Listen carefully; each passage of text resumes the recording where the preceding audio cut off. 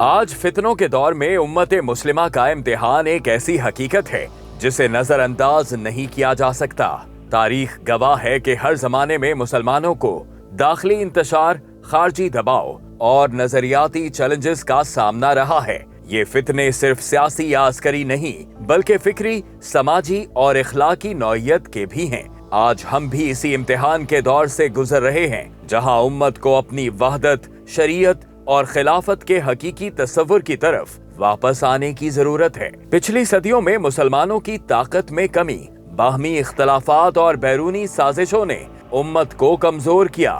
فلسطین، شام، یمن اور دیگر مسلم ممالک کی صورتحال اس بات کی واضح مثال ہے کہ امت کو اپنی رہنمائی اور اجتماعی نظام کے بغیر تحفظ حاصل نہیں۔ داخلی انتشار اور عالمی دباؤ نے مسلمانوں کو تقسیم کرنے میں اہم کردار ادا کیا اور ہر فرد، جماعت اور ریاست کے لیے یہ آزمائش ایک چیلنج بن گئی۔ اس دور میں امت کو چاہیے کہ وہ اپنی فکری اور عملی بصیرت کو مضبوط کرے۔ علم اور شعور ہی وہ وسائل ہیں جو امت کو فتنوں کے مقابلے میں مضبوط بناتے ہیں۔ مسلمانوں کو چاہیے کہ وہ فرقہ واریت، قومیت اور علاقائی تعصب کو پس پشت ڈال کر اپنی بنیادیں قرآن و سنت صلی اللہ علیہ وآلہ وسلم اور اصول خلافت پر استوار کریں۔ اسی تناظر میں خلیفہ سلطان عبدالحمید ثانی رحمۃ اللہ علیہ کا قول آج بھی ہمیں رہنمائی فراہم کرتا ہے۔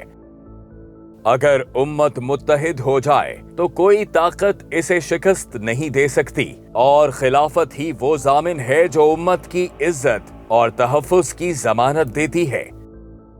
خلافت کا تصور صرف تاریخی یادگار یا سیاسی خواب نہیں بلکہ اللہ کی طرف سے امت پر عائد ایک ذمہ داری ہے۔ خلافت ہی وہ نظام ہے جس نے ماضی میں ظلم کو روکا، عدل قائم کیا اور کمزوروں کو تحفظ دیا۔ امت کے لیے یہ ضروری ہے کہ وہ نہ صرف نظریاتی سطح پر بلکہ عملی طور پر خلافت کے قیام کے لیے خود کو تیار کرے تاکہ داخلی اور خارجی فتنوں کا مؤثر مقابلہ کیا جا سکے۔ آج امت کو اپنی وحدت، قربانی اور اجتماعی شعور کے ذریعے فتنوں کے امتحان سے نکلنا ہوگا۔ قومیت، ذاتی مفاد اور مسلکی تعصب کے بجائے امت کی یکجہتی اور خلافت کے قیام کو اپنا نصب العین بنانا ہوگا۔ یہی راستہ امت کی بقا، عزت اور سربلندی کی ضمانت ہے۔ اگر امت اسی شعور، اتحاد اور عملی جدوجہد کے ساتھ آگے بڑھے تو وہ دن دور نہیں جب یہ امتحان کامیابی میں بدل جائے گا اور امت نہ صرف فتنوں کے اثرات سے آزاد ہوگی بلکہ احیاء خلافت کے ذریعے ایک بار پھر عدل، امن اور وقار کا نظام قائم کرے گی۔